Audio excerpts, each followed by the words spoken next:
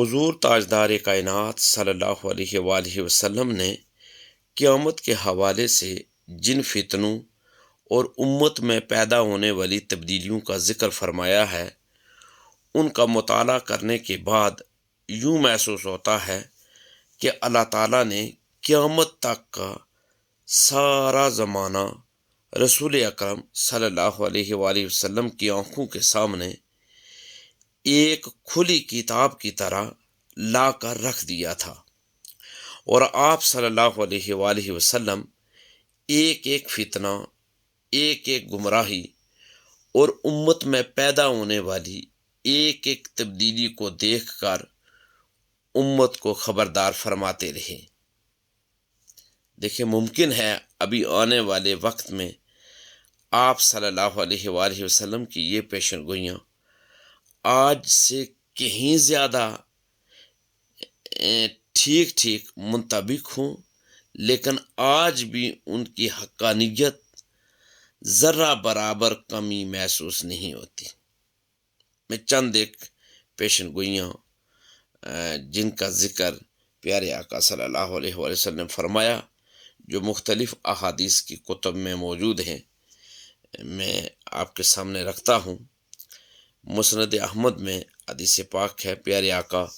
صلی اللہ علیہ وآلہ وسلم نے ارشاد فرمایا، قرب قیامت کی علامات میں کا ذکر کرتے ہوئے فرمایا، لوگ صرف جان پہچان والوں کو سلام کریں گے۔ پیارے آقا صلی اللہ علیہ وآلہ وسلم کا ایک اور فرمان جو بخاری شریف میں فرمایا، لوگ حلال و حرام میں تمیز نہیں کریں گے۔ جامع ترمذی کی حدیث پاک ہے، حضور علیہ الصلوۃ والسلام نے ارشاد فرمایا، لوگ دولت دنیا کے عوض اپنا دین اور ایمان بیچ ڈالیں گے۔ اور مسلم شریف کی حدیث پاک ہے کہ قتل بہت ہوں گے، حتیٰ کہ قاتل کو علم نہیں ہوگا کہ انہوں نے کیوں قتل کیا، مقتول کو علم نہیں ہوگا کہ اسے کیوں قتل کیا گیا۔ مسلم شریف کی حدیث پاک ہے، عورتیں ایسا لباس پہنیں گی کہ لباس کے باوجود عریاں نظر آئیں گی۔ ابن حبان کی حدیث پاک ہے، آقا علیہ الصلوۃ والسلام فرمایا، وقت اس تیزی سے گزرے گا کہ سال مہینے کے برابر، مہینہ ہفتہ کے برابر، ہفتہ یاد رکھ دن کے برابر، اور دن گھنٹے کے برابر محسوس ہوگا۔ پیارے آقا صلی اللہ علیہ وآلہ وسلم نے ارشاد فرمایا، ایسے لوگ حکمران بنیں گے جو انسانی شکل میں شیطان ہوں گے۔ یہ مسلم شریف کی حدیث پاک بھی ہے، اور امام طبرانی ایک اور حدیث پاک لائے، فرمایا ایسے لوگ حاکم بنیں گے جو مشرکوں سے بھی بدتر ہوں گے۔ اور امام طبرانی یہ حدیث پاک بھی لائے کہ کچھ ایسے حکمران ہوں گے جن کے دل مردار کی بدبو سے زیادہ غلیظ ہوں گے۔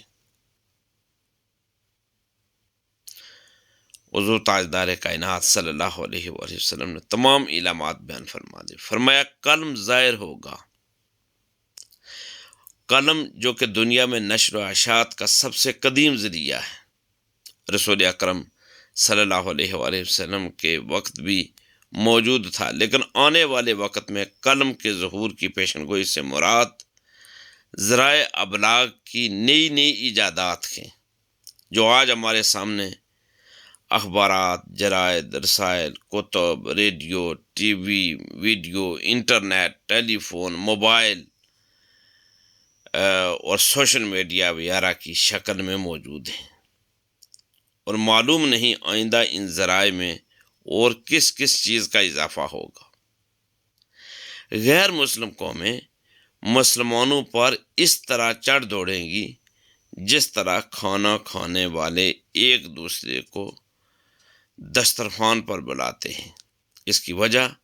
آپ صلی اللہ علیہ وآلہ وسلم نے یہ بیان فرمائی کہ مسلمان دنیا سے محبت اور موت سے نفرت کرنے لگیں گے۔ یہ ابو داؤد شریف کی حدیث پاک ہے۔ اور فرمایا مسلمان یہود و نصارہ کے نقش قدم پر اس طرح چلیں گے، اگر وہ ایک بالش چلیں گے تو مسلمان بھی ایک بالش چلیں گے، اگر وہ ایک ہاتھ چلیں گے تو مسلمان بھی ایک ہاتھ چلیں گے،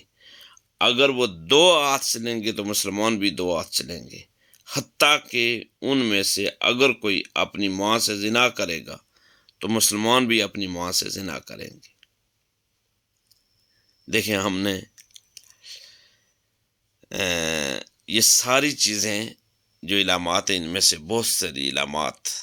کا ظہور ہو چکا ہے۔ میں نے آپ کے سامنے چند پیشن گوئیوں کا تذکرہ کیا ہے جن سے یہ اندازہ لگانا مشکل نہیں کہ 1400 سال پہلے آپ صلی اللہ علیہ وآلہ وسلم کی بیان کردہ پیشن گوئیوں کا ایک ایک لفظ اور ایک ایک حرف کس طرح 100% حق اور سچ ثابت ہو رہا ہے۔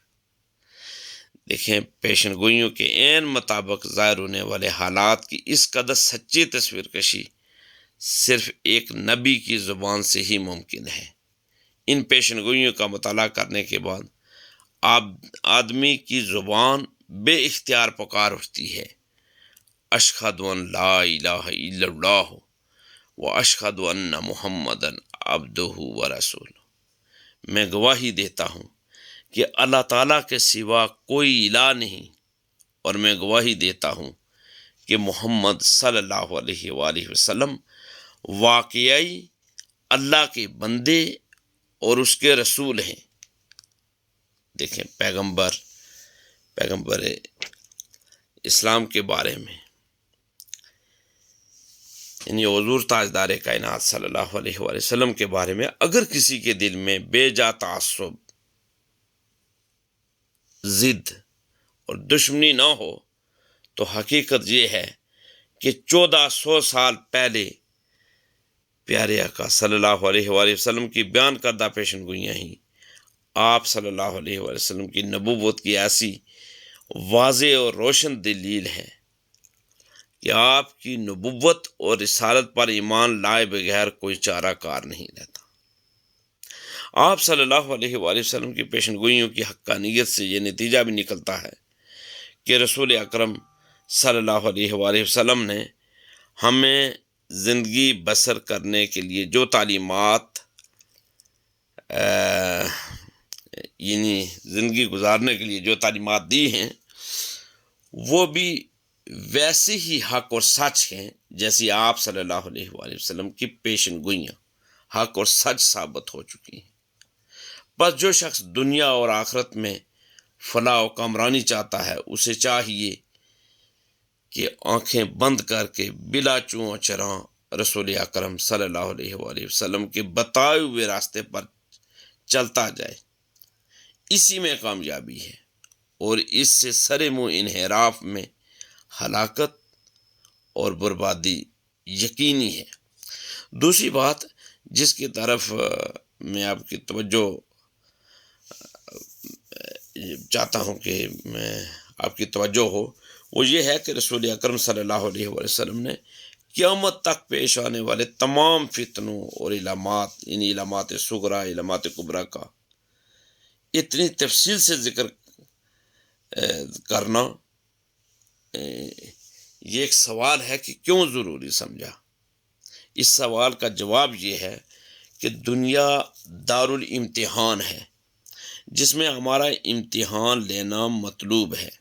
چنانچہ ہمیں اس دارالامتحان کے تمام نشیب و فراز سے آگاہ کر دیا گیا ہے۔ اب دیکھنا یہ ہے کہ کون اس امتحان میں کامیاب ہوتا ہے اور کون ناکام۔ غور فرمائیے، ایک طرف اللہ تعالیٰ نے اپنے نافرمان ابلیس کو قیامت تک کے لیے زندگی کی مہلت دے دی، اسے غیر معمولی قدرت اور اختیارات دے دیے، برے اعمال کو خوشنما بنانے اور گناہوں میں لذت پیدا کرنے کی قدرت دے دی، اور دوسری طرف انسانوں کو آگاہ کر دیا کہ یہ تمہارا کھلا دشمن ہے، تمہیں گمراہ کرے گا، اس سے بچ کر رہنا اور اس کی بات ہرگز نہ ماننا۔ مقصد ہمارا امتحان لینا ہے۔ ایک اور مثال سے یہ بات آپ سمجھ سکتے ہیں کہ کفار کو اللہ تعالیٰ نے دنیا میں مادی ترقی، آن بان، شان و شوکت، پرکشش زندگی، دولت کی فراوانی اور سیاسی غلبہ عموماً اور عید میں عطا فرمایا، اور ساتھ ہی اہل ایمان کو خبردار کیا کہ کافر میرے اور تمہارے دشمن ہیں، ان کی بات نہ ماننا، کافروں کے ساتھ دوستی نہ کرنا، کافروں کی دولت پر رشک نہ کرنا، کافروں سے مشابہت اختیار نہ کرنا، کافروں کے ہاں رہائش اختیار نہ کرنا، کافروں سے جنگ کرو، کافر جانوروں سے بدتر مخلوق ہیں۔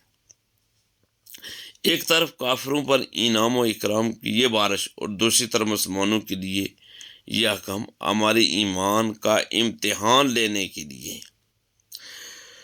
حضور تاجدار کائنات صلی اللہ علیہ وآلہ وسلم نے پیشن گوئی فرمائی ہے کہ قیامت کے قریب دریائے فرات میں سونے کا ایک پہاڑ ظاہر ہوگا۔ لوگ سونا حاصل کرنے کے لیے اس کی طرف دوڑیں گے، لیکن ساتھ ہی یہ فرما دیا تم اس طرف نہ جانا، کیونکہ وہاں اتنی سخت جنگ ہوگی کہ 99% یعنی 99% لوگ مارے جائیں گے۔ یہ مسلم شریف کی حدیث پاک ہے۔ اور یہ پیشن گوئی اور ساتھ تنبیہ کا مقصد ہمارا امتحان لینا ہے۔ کون ہے جو رسول رحمت حضور تاجدار کائنات صلی اللہ علیہ وآلہ وسلم کی فرم برداری میں سونا حاصل کرنے سے باز رہتا ہے، اور کون ہے جو سونے کی خاطر رسول اکرم حضور تاجدار کائنات صلی اللہ علیہ وآلہ وسلم کی نافرمانی کرتا ہے۔ قیامت کے قریب سب سے بڑے فتنے یعنی ظہور دجال کا ذکر کرتے ہوئے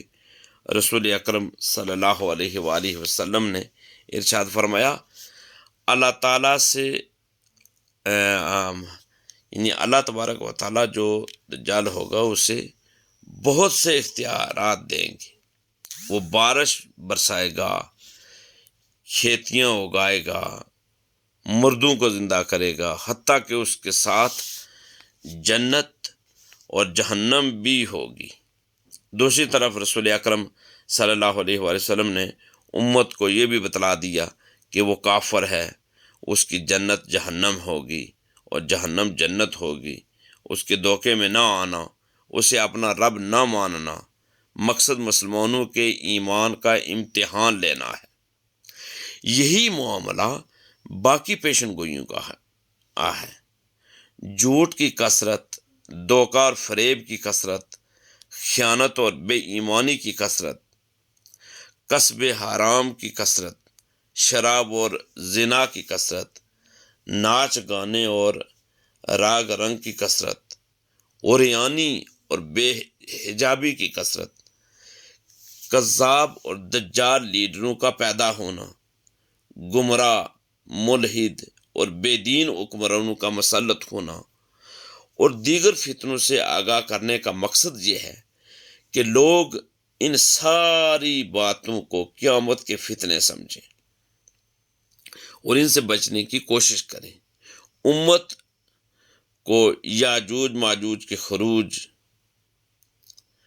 خسف، دہان اور مغرب سے سورج کا طلوع ہونا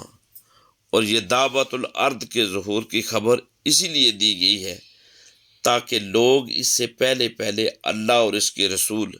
صلی اللہ علیہ وآلہ وسلم پر ایمان لانے میں جلدی کریں۔ جب یہ علامات ظاہر ہونا شروع ہو گئیں تو پھر کسی کا ایمان لانا اس کے لیے نفع بخش ثابت نہیں ہوگا۔ دیکھیں، یہ ساری جو گفتگو میں نے آپ کے سامنے رکھی ہے،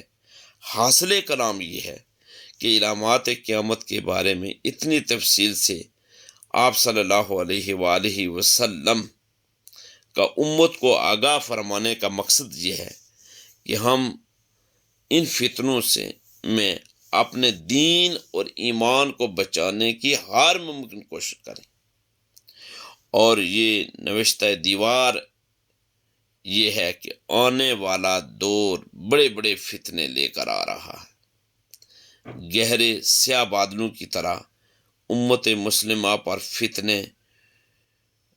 امڑتے چلے آ رہے ہیں۔ پس اے اہل ایمان، فتنوں کے دوران اللہ سے ڈر کے رہنا، اپنے محسن، اپنے قائد اور اپنے نبی صلی اللہ علیہ وآلہ وسلم کا دامن تھامے رکھنا، ہر حال میں ایمان پر ثابت قدم رہنا، اس عارضی دنیا کے چمک دمک